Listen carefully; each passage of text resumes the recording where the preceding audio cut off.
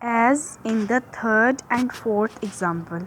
यहाँ कह रहे हैं जैसा कि थर्ड और फोर्थ एग्जाम्पल में बताया गया है। ये देखें, रेस्पेक्ट योर एल्डर्स, ये एडवाइस दी जा रही है कि आपको रेस्पेक्ट करनी चाहिए, अपने बड़ों की इज़्ज़त करनी चाहिए। एल्डर्स मतलब बड़े, रेस्पेक्ट मतलब इज़्ज़त। डू नॉट टेल अ लाई, ये प्रोहिबिशन दी जा रही है कि आपको झूठ नहीं बोलना, झूठ नहीं बोलना, बस नहीं बोलना। बताया जा रहा है कि झूठ बोलना बुरी बात है, तो आपको ये नहीं बोलना। तो ये थे इम्पेरेटिव सेंटेंस, बहुत ही इजी, आपको आई होप समझ में आ गए होंगे। अब हम आते हैं एक्सक्लेमेटरी सेंटेंसेस पर। Sentence of this kind express strong feelings और इमोशंस। सेंटेंस की जो ये काइंड है यानी कि किस्म है, ये एक्सप्रेस करती है स्ट्रॉन्ग फीलिंग्स को या फिर इमोशंस को। ओके, जैसा कि ये Pakistan have won the match. अब खुशी में या गम में जैसे कोई जो अल्फाज हमारे मुंह से निकलते हैं वो ये होते हैं, ये हुर्रे, ये खुशी में निकलते हैं। और ये जो है अलास, ये दोनों हम कोई गम की बात सुनते, कोई दुख की बात सुनते तो हमारे मुंह से निकलते हैं। तो ये होते हैं इंटरजेक्शंस। ये पार्ट्स ऑफ स्पीच का एक हिस्सा है, पार्ट है। ये मैं आपको तभी बताऊंगी जब हम पार्ट्स ऑफ स्पीच पे पढ़ेंगे। अभी एक्सक्लेमेटरी सेंटेंस का जिक्र हो रहा है तो एक्सक्लेमेटरी सेंटेंस ये होता है, how foolish I have been. मतलब यहाँ पर बताया गया है कि ऐसे इंटरजेक्शंस के आगे ऐसे लगते हैं।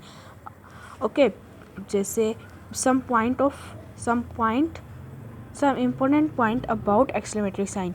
A mark of exclamation is used after an interjection or at the end of an exclamatory sentence. कह रहे हैं एक जो मार्क है ये एक्सक्लेमेशन का, ये वाला ये होता है इसका मार्क।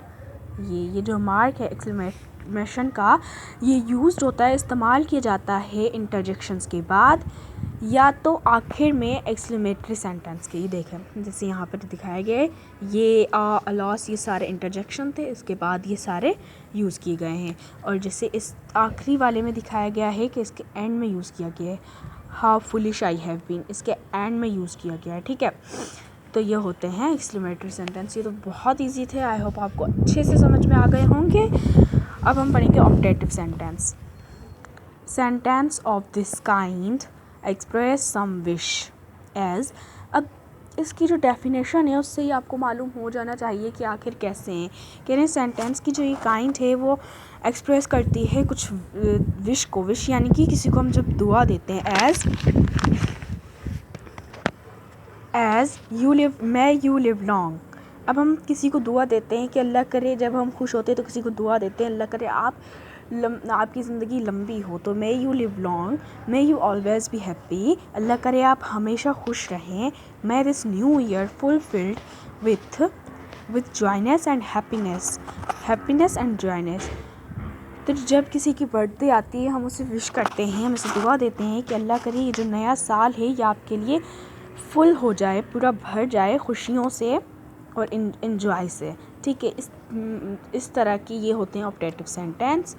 और इनके एंड ऑप्टेटिव सेंटेंस यानी मतलब हम किसी को जब दुआ देते हैं तो उनके एंड में ये लगता है, ये एक्सक्लेमेटरी लगते हैं। देखें इसमें भी लगा हुआ है, इसमें भी लगा हुआ है और इसमें भी लगा हुआ है, तो इन सेंटेंसेस में लगते हैं। यहाँ लिखना मैं भूल गई हूँ तो आपको बता देती हूँ, यहाँ इनमें भी लगते हैं, ऑप्टेटिव सेंटेंस के एंड में भी लगते हैं और इंटरजेक्शंस के बाद भी लगते हैं। ये तो ऑप्टेटिव सेंटेंस। आज की ये थी हमारी वीडियो। आई होप सब कुछ आपको अच्छे से समझ में आ गया होगा। कमेंट करके ज़रूर बताइएगा कि आपको क्या क्या समझ में आ गया है। कमेंट करके ज़रूर बताइएगा कि आपको सब समझ में आ गया है या नहीं। और वीडियो को लाइक कर दें, चैनल को ज़रूर सब्सक्राइब कीजिएगा। अल्लाह हाफ़िज़, मिलते हैं अपनी नेक्स्ट वीडियो में। तब तक के लिए good bye and take care.